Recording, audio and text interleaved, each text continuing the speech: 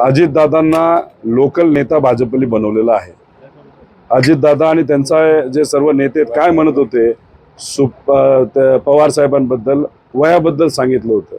84 वयाचा जो युवा आहे आमचा, 50 ते 60 सभा अख्ख्या महाराष्ट्रामध्ये घेणार आहेत आणि महाराष्ट्रात ते फिरणार आहेत पवार साहेब।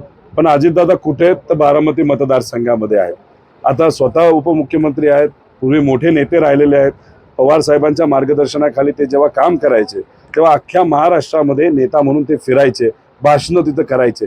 ह्याला दोन कारणं असू शकतात। एक, इतर जे पक्ष आहेत मित्र पक्ष त्यांच्याबरोबरचे कदाचित दादांना बोलू नये असं कार्यकर्त्यांचं मत असावं, कारण की दादांबद्दल एक फार नकारात्मक वातावरण अख्ख्या महाराष्ट्रामध्ये झालेलं आहे। त्यामुळे दादा तिथं आले आणि भाषण जर केलं आणि चुकून एखादा चुकीचा शब्द गेला तर त्यांचीच मतं कमी होतील, म्हणून दादांना बोलवलं जात नसेल।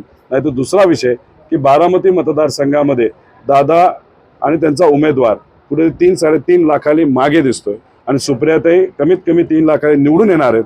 त्यामुळे आपल्या उमेदवाराला कमीत कमी कुठेतरी जी काही सुप्रियाताईंची लीड आहे ती कमीत कमी करता येईल का, यासाठी कुठेतरी दादा प्रयत्न करत असावे असं मला वाटतं। पण भाजपली दादांना एक लोकल नेता बनवून दाखवलं, ज्याची भीती आम्ही सुरुवातीपासून बोलत आलेलो आहे आणि येत्या काळामध्ये राजकीय दृष्टिकोनातून त्यांना खूप मोठ्या प्रमाणात अडचणी भाजपच निर्माण करेल असं आम्हाला वाटतं।